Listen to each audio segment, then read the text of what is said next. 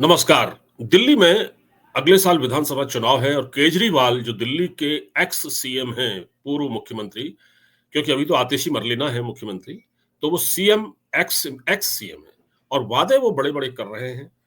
आज बड़ा एक मजेदार घटना देखने को मिली कि दिल्ली के इमाम जो कि इमामत करते हैं, वो जो मस्जिद में, उनके संगठन ने ऑल इंडिया इमाम एसोसिएशन के सदस्यों ने आज अरविंद केजरीवाल के मकान का, उनके रेजिडेंस का घेराव किया। वो वही घेराव किया, उसी रेजिडेंस का किया जहां वो अभी रह रहे हैं, जो पंजाब के किसी सांसद का है।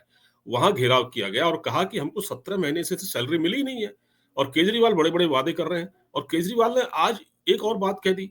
उन्होंने कहा कि हम जो है हिंदू पुजारियों को और जो सिख ग्रंथी हैं, उनकी सैलरी 18,000 रुपए करेंगे अगले साल, जब हम जीत के आएंगे, जब हम चुनाव जीत के आएंगे तब ऐसा करेंगे।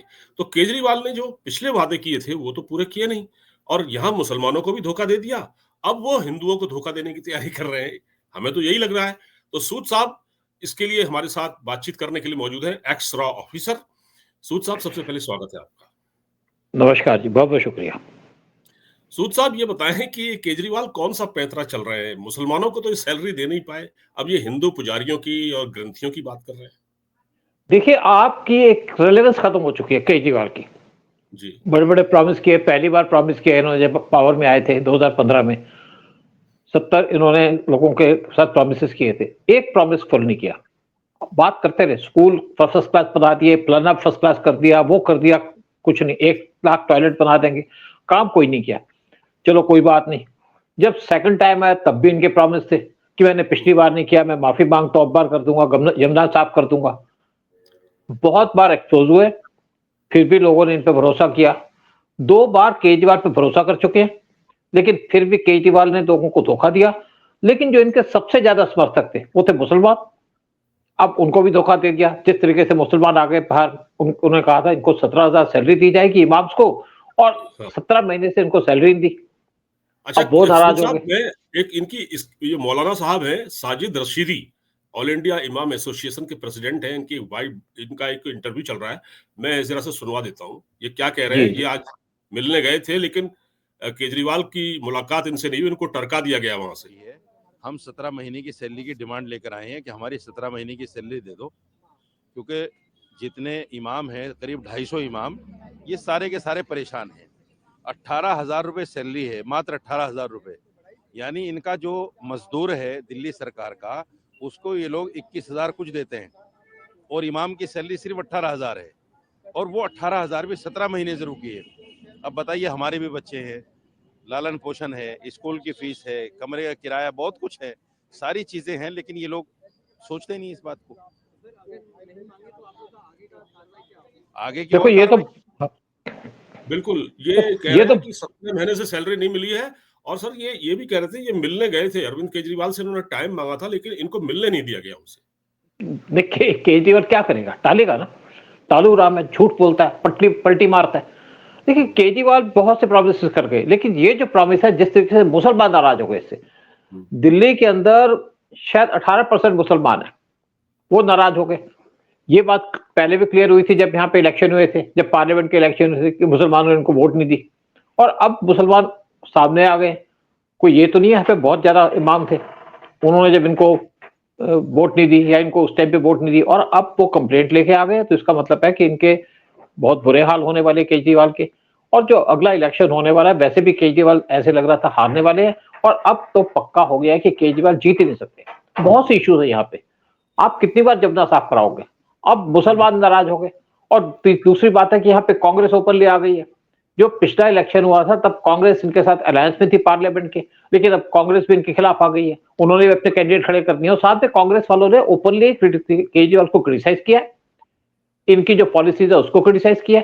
अजय माकन और दीक्षित ने, स्पेशली जो शीला दीक्षित का बेटा है, उसने इनको इतना क्रिटिसाइज किया, ओपनली इनके खिलाफ स्टेटमेंट देनी शुरू कर दी। और उसके बाद जो इन्होंने एक प्लान बनाया था 2100 रुपए महिला को देने का, उस पर भी कह दिया, उन्होंने कंप्लेंट कर दी कि ये तो यहाँ पे इकट्ठा करना चाहते हैं, उनकी इंफॉर्मेशन लेना चाहते हैं, वोटर्स की इंफॉर्मेशन लेना चाहते हैं, और उसके ऊपर भी केजरीवाल पे क्रिमिनल केस फाइल होने वाला है। और एलजी ने उसके ऑर्डर भी दे दिए। अब पहले क्या था कि पहले सिर्फ बीजेपी बात करती थी, लेकिन आज कांग्रेस भी सामने आ गई है। और सबसे बड़ी फ्रस्ट्रेशन की बात केजरीवाल की है कि केजरीवाल ने कह दिया है कि मैं इंटी गठबंधन से कांग्रेस को बाहर निकाल दूंगा। जब हरियाणा का इलेक्शन हुआ तो केजरीवाल को उन्होंने कोई सीट नहीं अलॉट की कांग्रेस ने हरियाणा के अंदर, उससे केजरीवाल नाराज थे। फिर इन्होंने कहा जी मैं तो यहाँ पे जादू कर दूंगा, मैं जीत जाऊंगा, यहाँ से बहुत सी सीटें हरियाणा में जीत जाऊंगा। वहां पे इनके सारे के सारे लोग थे, उनकी जो जमानत थी वो भी जब्त हो गई, एक दो को छोड़ करके। और फिर जब महाराष्ट्र के इलेक्शन हुआ वहां भी कोई कुछ कर नहीं पाए। और केजरीवाल अब कहते हैं कि इंडी गठबंधन से मैं कांग्रेस को निकाल दूंगा। केजरीवाल के शायद मुश्किल से 4 एमपी होंगे, वो भी पंजाब से। लेकिन दूसरी तो कांग्रेस के 99 एमपी है, कांग्रेस नेशनल पार्टी है, और ये कहते हैं कांग्रेस को इंडी गठबंधन से बाहर निकाल देंगे। केजरीवाल को कौन सपोर्ट करेगा? क्या केजरीवाल को उद्धव ठाकरे सपोर्ट करेंगे या इनको शरद पवार सपोर्ट करेंगे? इनके महाराष्ट्र में बेस नहीं है, इनको कोई वहां लड़ने भी नहीं देता, सपोर्ट भी नहीं करता। इसी तरीके से कांग्रेस ने इनको हरियाणा से बाहर निकाल दिया। और क्या लालू प्रसाद यादव केजरीवाल को बिहार में अलायंस करेंगे इसके साथ? बिल्कुल नहीं करेंगे, क्योंकि वहां पे इनकी कोई पहचान नहीं है। उसी तरीके से अगर आप अखिलेश की बात करो, वो भी इनके साथ यूपी में अलायंस नहीं करेंगे, क्योंकि इनको कोई जानता नहीं वहां पे। केजरीवाल अगर किसी की वोटें काट सकते हैं वो है कांग्रेस, उनकी वोटें काटिए। लेकिन अब कांग्रेस इनके सामने खड़ी हो गई है और केजरीवाल का सुपड़ा साफ होने वाला है दिल्ली से। आपको मैं बड़ी क्लियर सी बात कह दूं कि दिल्ली के अंदर जो इलेक्शन होने वाले हैं उसके उसके अंदर बीजेपी आएगी नंबर 1 पे, कांग्रेस नंबर 2 पे और केजरीवाल नंबर 3 पे। कांग्रेस ने बड़ी भारी गलती की थी जब 2015 में उन्होंने जब 2015 में केजरीवाल के साथ गवर्नमेंट, 2014 में जो इलेक्शन हुए थे केजरीवाल के साथ गवर्नमेंट बना दी, सपोर्ट कर दिया था। और कुछ दिन के बाद इनकी गवर्नमेंट डिसॉल्व कर दी, फिर केजरीवाल पावर में आ गए। तो कांग्रेस दिल्ली से पूरी तरीके से एलिमिनेट हो चुकी थी। एक सिग्निफिकेंट रोल रह गया था कांग्रेस का दिल्ली के अंदर। फिर जब 2020 के इलेक्शन हुए, वहां पे जिस तरीके से कांग्रेस का रोल था, यानी कि डिफेंसिव पोजीशन पे थी, तब भी ऐसा लगा कि कांग्रेस एक मार्जिनल पार्टी रहेगी दिल्ली के अंदर। और केजरीवाल दोबारा सीएम बन के आ गए। लेकिन केजरीवाल ने जितनी भी वोटें ली है, जितनी भी इनको सपोर्ट मिली, वो कांग्रेस की जगह पे मिली, चाहे दिल्ली हो चाहे पंजाब हो। और अब केजरीवाल के सामने कांग्रेस ओपनली आ चुकी है, इनको ओपन चैलेंज किया जा रहा है, सारे के सारे इश्यूज के ऊपर, डेवलपमेंट के ऊपर चैलेंज किया जा रहा है। और जिस तरीके से दीक्षित और दूसरे इनके लीडर्स कांग्रेस के ओपनली उसको सपोर्ट कर रहे हैं, और बहुत से जो आम आदमी पार्टी के लीडर्स थे वो कांग्रेस ज्वाइन कर चुके हैं, क्योंकि बीजेपी तो उनको लेगी नहीं। तो अब जो है ना, दिल्ली के अंदर केजरीवाल का सुपड़ा साफ होने वाला है। इवन दीक्षित ने कह दिया कि मैं इनके खिलाफ लड़ूंगा, और दूसरी तरफ बीजेपी के जो प्रवेश वर्मा जो उनके पुराने एमपी थे, वो भी कहते हैं मैं केजरीवाल के खिलाफ लड़ूंगा। इन्होंने गलत तरीके से लोगों से पैसे इकट्ठे करने का काम शुरू कर दिया, उनको प्रॉमिस किया कि तुमको पैसे दे देंगे, 2100 रुपए दे देंगे। अगर ये 2100 रुपए लोगों को दे दे तो दिल्ली का तो बजट ही नहीं है। वैसे भी दिल्ली 40,000 करोड़ इस टाइम पे लॉस पे आ चुकी है केजरीवाल की गलत पॉलिसीज की वजह से। डेवलपमेंट हो नहीं रही, दिल्ली के अंदर कोई काम हुआ नहीं, दिल्ली के अंदर उनको पानी नहीं मिला, गंदा पानी मिल रहा था नलकों पे। दिल्ली की जो सड़कें हैं उनका बुरा हाल हो चुका है। और दिल्ली के अंदर साफ पानी देने का वादा भी कर रहे हैं, लेकिन मैं एक बात ये कह रहा हूं आपसे कि इस वक्त केजरीवाल के बारे में कहा जा रहा है केजरीवाल अपनी सीट भी नहीं बचा पाएंगे। बिल्कुल। दूसरी चीज ये है कि जो ये महिला सम्मान की बात कर रहे हैं, महिलाओं के सम्मान की बात कर रहे हैं, तो महिलाओं का कौन सा सम्मान है? इन्होंने तो स्वाति मालीवाल को अपने घर में बुलाकर पिटवा दिया, जो इनकी अपनी ही राज्यसभा सांसद है, और वो उनकी मतलब इतना पुराना उनका उनके साथ इनकी वो थी, फ्रेंडशिप थी, ये साथ काम करते आए थे, एनजीओ में थे, उसको पिटवा दिया। और दूसरी बात, आतिशी मरलीना को कुर्सी तो दे दी लेकिन पावर नहीं दी। ये कैसा सम्मान है सर? सारे फैसले तो केजरीवाल के हैं। वो बेसिकली स्टॉप गैप अरेंजमेंट है, क्योंकि हाई कोर्ट का ऑर्डर था कि केजरीवाल अपने ऑफिस से जा सकते, केजरीवाल को फाइल भी देख पाएंगे, तो इनकी मजबूरी थी, ये तो छोड़ते नहीं। एक और बात सामने आई है कि इस टाइम पे दिल्ली के अंदर केजरीवाल जो डीएमएस है, दिल्ली मिल स्कीम की जो बसेज हैं, उनके अंदर जाकर के शराब बांट रहे हैं इनके लोग, ताकि उनको वोट मिल जाए। लेकिन जिस तरीके से दिल्ली के लोग केजरीवाल के खिलाफ खड़े हो गए हैं, केजरीवाल के जीतने का चांस ही नहीं है, ये जीत ही नहीं सकते। और जैसे आपने कहा कि अपनी सीट नहीं जीतेंगे, बिल्कुल नहीं जीतेंगे, क्योंकि देखिए आप कब तक लोगों को बेवकूफ बनाओगे, कैसे आप ग्रांटेड ले रहे हो लोगों को? आपने काम किया नहीं। केजरीवाल के पास बड़ा अच्छा चांस था अपने आप को एस्टेब्लिश करने का पॉलिटिकली, जो एस्टेब्लिश भी हो गए, लेकिन जिस तरीके से दिल्ली के लोगों को धोखा दिया, जिस तरीके से दिल्ली के अंदर मुसलमानों को धोखा दे दिया। जब राम मंदिर बना था तो केजरीवाल ने कहा था कि मेरी नानी कहती है कि वहां पे मंदिर, तो उनका जी, अब मैंने पूछा नानी से, आप तो खुश हो गए मंदिर बन गया। वो कहती है अगर किसी के बाजार के ऊपर मंदिर बनाया जाएगा तो मैं तो खुश नहीं हूं। ये मंदिर को अपोज कर रहे थे और इनके जो साथी वो कह रहे थे वहां तो एम्स बनाना चाहिए। फिर केजरीवाल ने क्या, मंदिर आपको नौकरी देगा? देखिए एक बात मैं बता दूं केजरीवाल को भी या लोगों को, अगर मंदिर बनाया तो वहां पे टूरिज्म बढ़ गया।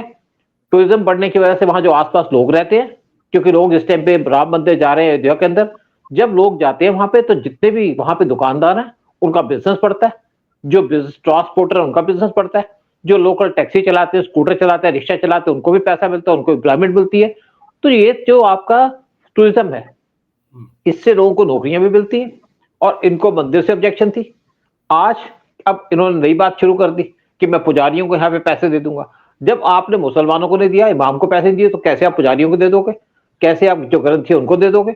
लेकिन एक बात जरूर अच्छी है जो केजरीवाल ने किया है कि इन्होंने कहा कि मैं ग्रंथियों और पुजारियों को सैलरी दूंगा और मैं कहूंगा जब अगली बार बीजेपी पावर में आएगी तो बीजेपी को सोचना पड़ेगा कि क्या ग्रंथियों और जो यहाँ पे पुजारी हैं उनको पैसा देना चाहिए। बिल्कुल देना चाहिए, उनके भी तो बच्चे हैं, उनको भी तो सब कुछ चाहिए, तो उनको एक सैलरी फिक्स करनी चाहिए गवर्नमेंट को। इमाम को सैलरी तो कोई बात नहीं है, लेकिन साथ में उनको भी देनी चाहिए। लेकिन जो केजरीवाल ने एक तो भेदभाव किया हिंदुओं से, सैलरी दे दी मुसलमानों को, लेकिन जब इन्होंने मुसलमानों को धोखा दे दिया कि उनको सैलरी दी नहीं, प्रॉमिस कर दिया और सैलरी दी नहीं, तो एक ऐसा भी चल रहा बात कि ये जो लोग हैं इमाम, ये एक मिलकर के केस फाइल करेंगे केजरीवाल के खिलाफ, हेरा फेरी का, करप्शन का या धोखेबाजी का या 420 का, कि उन्होंने इनको प्रॉमिस किया था और प्रॉमिस करके इनको दिया नहीं, यानी कि सैलरी नहीं दी, तो इनके खिलाफ कुछ लोग केस फाइल करने जा रहे हैं मुसलमान। सर एक चीज मैं थोड़ा सा आपको रोकना चाहूंगा। दरअसल मुझे ऐसा लगता है कि केजरीवाल को ये लगता है कि मुसलमान तो हमको वोट देगा ही देगा, क्योंकि मुसलमान दरअसल सर पिछले कुछ वर्षों से ट्रेंड चल रहा है, मुसलमान स्ट्रेटेजिक वोटिंग करता है। वो ये करता है कि जो पार्टी बीजेपी को हराने की स्थिति में होती है उसको वोट दे देता है, तो बीजेपी को वोट तो वो नहीं देगा, लेकिन या तो वो कांग्रेस को देगा अगर कांग्रेस जीत रही, अगर उनको लगेगा कि आम आदमी पार्टी जीत रही है तो उसको दे देगा। तो केजरीवाल को यही लगता है कि किसी भी हालत में मुसलमान हमको वोट दे देगा, इसलिए इनको सैलरी दो या मत दो। अब वही बात है ना, ग्रांटेड ले गए ना। देखो जब पिछला इलेक्शन हुआ था यहाँ पे, जो ट्रेंड था उस टाइम पे था कि जो मुस्लिम थे उन्होंने वोटें दी थी कांग्रेस को, लेकिन उन्होंने किसी ने केजरीवाल को वोट नहीं दी, बहुत से कम लोग थे जो केजरीवाल को वोट दी। और अब केजरीवाल को वोट देंगे भी नहीं, क्योंकि एक तो इन्होंने इनको पहले तो सैलरी नहीं दी, 2000 के करीब यहाँ पे इमाम्स हैं, उसके साथ साथ इन्होंने अनाउंस कर दिया कि मैं हिंदुओं को, पुजारियों को सैलरी दूंगा, तो मुसलमान तो इनके साथ और नाराज हो गए, उनको वैसे भी वोट नहीं देंगे। लेकिन मैंने एक बात कहा, बड़ी अच्छी बात की कि केजरीवाल ने कह दिया कि यहाँ जो आपके पुजारी हैं उनको सैलरी मिलनी चाहिए और इनको सैलरी मिलनी भी चाहिए, और ये जो बीजेपी की गवर्नमेंट आ रही है वो जरूर इनको सैलरी देगी, कम से कम इसके बारे में सोचेगी तो सही। और दिल्ली का जो बुरा हाल किया केजरीवाल ने, उसको लोग भूल नहीं सकते। एक और बात सामने आती है, मैं एक और सवाल पूछना चाह रहा हूं, वो ये है कि मतलब केजरीवाल ये जानते हैं कि मुसलमान उनको वोट देगा, है ना, और कांग्रेस को भी वोट दे सकता है, लेकिन वो बीजेपी को वोट मुसलमान नहीं देगा। तो क्या ये मतलब केजरीवाल के मन में कोई ऐसी बात है कि वो ये सोचते हैं कि हम जीत जाएंगे, मतलब हम जीत जाएंगे, हमारी जीत पक्की है? देखो केजरीवाल एक नए नए प्लान तो लेके आ रहा है। जैसे उसने अनाउंस कर दिया कि मैं हिंदुओं को सैलरी दूंगा, जितने भी हिंदू मंदिरों के अंदर पुजारी हैं। फिर इसने 2100 का प्रोग्राम बनाया था कि 2100 रुपए देंगे हर एक को, लेकिन सबको पता है, ज्यादातर लोगों को पता कि पैसे तो देगा नहीं। लेकिन जिस तरीके से कांग्रेस ने इसके ऊपर कैंपेन किया, कांग्रेस ने इनकी कंप्लेंट करनी शुरू कर दी है, उससे केजरीवाल का जो प्लान था सारा चौपट हो गया। पहले तो बीजेपी बात करती थी ना, जो अब केजरीवाल दोनों तरफ से घिर चुके हैं। एक तरफ बीजेपी, कांग्रेस इन पे स्ट्राइक कर रही है, बीजेपी उसको इंप्लीमेंट कर रही है। और अब एक बात, जैसे आपने कहा कि केजरीवाल, अब जैसे एक असेसमेंट चल रही है दिल्ली की कि कितने यहाँ पे कितनी सीटें मिलेंगी। बीजेपी को मिलेगी यहाँ से 45 से 50 सीटें दिल्ली के अंदर, कांग्रेस को मिलेंगी 10 से 12 सीटें और केजरीवाल को मिलेंगी 7 से 8 सीटें या 8 से 10 सीटें। ये दिल्ली के अंदर असेसमेंट की जा रही है। मतलब जैसे आप लगा लीजिए 45 सीटें मिलती है बीजेपी को, 15 हो सकता है मिल जाए कांग्रेस को, और 7 से 8 सीटें या 10 सीटें मिलेगी केजरीवाल की आम आदमी पार्टी को। और ये पूरी उम्मीद लगाई जा रही है केजरीवाल के जो खास लोग हैं जैसे आतिशी मरलीना, ये इलेक्शन में हार जाएंगी, क्योंकि जिस तरीके से इन्होंने अपनी कॉन्स्टिट्यूंसी में काम किया है जिस और उसको पूरे तरीके से आतिशी मरलीना को पूरे तरीके से एक्सपोज कर दिया है इनके अपने पार्टी लीडर से, यानी कि जो, और साथ में दूसरी तरफ केजरीवाल की अपनी कॉन्स्टिट्यूंसी में बड़ा बुरा हाल है, वो भी इलेक्शन नहीं जीत सकते ऐसा लग रहा है इस टाइम पे। लेकिन सर ये जो इतनी घोषणाएं कर रहे हैं ना, मुझे तो ऐसा लगता है कि ये इतनी घोषणाएं कर रहे हैं कि हम हिंदू पुजारियों को सैलरी देंगे, हम संजीवनी योजना शुरू कर रहे हैं 60 साल के बुजुर्गों के लिए, हमने महिलाओं के लिए योजना शुरू कर दी फलाना। दरअसल केजरीवाल इस बार इतने घबराए हुए हैं जेल से निकलने के बाद, शराब घोटाले का आरोप है, तो वो चाहते हैं कि पब्लिक हमारी घोषणाओं पर इतना ध्यान दे कि वो मेरा मेरा जो अपराध है, जो मैं जेल में रहा, उसको भूल जाए। और हम उसको मतलब उसको भुलाने के लिए पब्लिक का दिमाग इतना डाइवर्ट हो जाए कि इधर ठीक है, आप हम आपके लिए इतना कर रहे हैं, आप मैंने जो किया याद में जेल में रहा और इस सबको भूल जाइए आप। देखिए मेन बात क्या है कि मेन मुस्लिम नाराज हो गए इनसे, जिनकी यहाँ पे 12 या 15% जिनकी यहाँ पे वोटिंग है, 15% उनके यहाँ पे लोग हैं दिल्ली के अंदर, वो इनको वोट नहीं दे रहे। बाकी दूसरी तरफ जैसे जिस तरीके से रोहिंग्या का इश्यू सामने उठा है, अब रोहिंग्यास को दिल्ली में किसने बसाया? केजरीवाल ने, सबको पता है इस बात का, लेकिन उसको भी डाइवर्ट करने की कोशिश कर रहे हैं कि रोहिंग्या को बीजेपी ने बसाया यहाँ पे। बीजेपी तो किसी मुस्लिम को बसने नहीं देगी दिल्ली के अंदर, और केजरीवाल के झूठ बोलना बार बार लोगों को पसंद नहीं आ रहा। मतलब पहले आप लोगों को मिसगाइड कर सकते थे, आज कब तक लोगों को झूठ बोल करके आप उनका अटेंशन डाइवर्ट करोगे? तो केजरीवाल का दिल्ली में बुरा हाल हो चुका है, और आम आदमी पार्टी दिल्ली को इससे सुपड़ा साफ होने वाला है। और इस बात की बहुत खुशी है दिल्ली वालों को कि केजरीवाल जो एक दिल्ली के अंदर आया था अच्छी पॉलिटिक्स लेकर के, जिस तरीके से उसने अपनी पॉलिटिक्स खेली गंदे तरीके से, दिल्ली के लोग इससे परेशान हो चुके हैं। हाहाकार मची है दिल्ली के अंदर, और ये करप्शन के इश्यू पे जीत रहा था, इल्जाम लगा रहा था लोगों पे, काम किया नहीं। और अगर केजरीवाल ने काम किया होता तो भी बात थी, अब इसके पास कोई इश्यू तो है नहीं बात करने का कि मैंने ये काम किया वो किया। झूठ कब तक बोलेगा, झूठ कब तक चलेगा? और सबसे बुरा हाल जो केजरीवाल का है वो है कांग्रेस की वजह से, क्योंकि कांग्रेस इस टाइम पे ओपनली केजरीवाल के खिलाफ खड़ी हो गई, और उनको समझ में आ गया कि अगर हम चुप रहेंगे तो केजरीवाल हमारा सुपड़ा साफ कर देगा, जैसे दिल्ली में किया और जिस तरीके से पंजाब के अंदर किया। हरियाणा में भी इसकी कोशिश थी, लेकिन कांग्रेस ने इसको वहां पे स्पेस नहीं दी। और केजरीवाल की कोई औकात तो है नहीं, कोई इसके पास सपोर्ट भी नहीं है, ना इसके पास पुलिस है। पंजाब और जो भी इसने बातें की, देखो मेन बात केजरीवाल की थी कि केजरीवाल ने जो शीश महल बनाया, केजरीवाल का इतना दिमाग खराब हो गया था पावर से कि केजरीवाल ने ये भी नहीं सोचा कि लोग मेरे को कैसे एक्सपोज करेंगे, और केजरीवाल ने कभी सोचा भी नहीं होगा कि उसको जेल भेजा जाएगा या उसको शीश महल के ऊपर उस पर लोग उंगली उठाएंगे। लेकिन जिस तरीके से बीजेपी ने इसके शीश महल का ठीकरा फोड़ा है, और जिस तरीके से इस टाइम पे यमुना की बात हो रही है, यमुना जिस तरीके से गंदी है, तो सारी की सारी इश्यूज जो चाहते हैं केजरीवाल के खिलाफ चाहते हैं, और केजरीवाल जितने मर्जी प्रॉमिस कर ले, केजरीवाल बच नहीं सकता, क्योंकि फ्री भी आप कितनी बात। बिल्कुल, और आप ठीक कह रहे हैं, आपने जो बताया कि इस बार बीजेपी का अपर हैंड है और कांग्रेस भी पूरा जोर लगा रही है, और केजरीवाल सर बहुत बुरी तरह से घिर गए हैं। केजरीवाल जब से जेल से बाहर निकले हैं वो बहुत बहुत परेशान नजर आ रहे हैं, और उनका और भी करप्शन के कई केसेस हैं। एक देखिए दिल्ली की जनता के पास क्या है कि जो बीजेपी की वोटें हैं वो फिक्स्ड है, यानी कि जिन्होंने बीजेपी को देनी है वो देंगे, जो हिंदुत्व पे भरोसा करते हैं बीजेपी को वोट देंगे, जो नेशनलिज्म पे भरोसा करते हैं बीजेपी को वोट देंगे। और अगर कांग्रेस यहाँ पे कोई वोटें लेगी तो केजरीवाल की वोटें काटेगी। तो इस टाइम पे जो बीजेपी का तो अपना क्लियर एजेंडा है, उसके जो लोग हैं वो क्लियर है कौन कौन उसको वोट देगा, तो पक्का पता है। लेकिन दूसरी तरफ जहां तक आप बात करिए कांग्रेस और आम आदमी पार्टी की, कांग्रेस जो भी जगह काटेगी वो काटेगी आम आदमी पार्टी की। इससे पहले आम आदमी पार्टी जब पावर में आई थी तो वो आई थी कांग्रेस की वोटें लेकर के, या कांग्रेस के जो लोग सपोर्टर थे, और आज दोनों के अंदर जैसे डिवाइड हो गया, जैसे दोनों एक दूसरे के सामने खड़े हो गए, तो बीजेपी की वोटें तो कटेंगी नहीं, लेकिन दूसरी तरफ कांग्रेस की वोटें और आम आदमी पार्टी की वोटें आपस में बढ़ जाएंगी, और इसलिए दिल्ली के अंदर बीजेपी आएगी और आम आदमी पार्टी पूरी साफ हो जाएगी। और जिस टाइम पे जिस तरीके से कांग्रेस के लीडर्स यहाँ पे, चाहे संजय दीक्षित या आपके अजय माकन, जिस तरीके से कैंपेन कर रहे हैं, जिस तरीके से टारगेट कर रहे हैं मोदी को, तो इस टाइम पे कांग्रेस नंबर 2 पे आएगी। और वैसे भी देखिए, आप जो पार्टी जिसके पास 99 सीट्स हैं, आप उसको कह रहे हैं कि उनको इंडी गठबंधन से बाहर निकाल दो।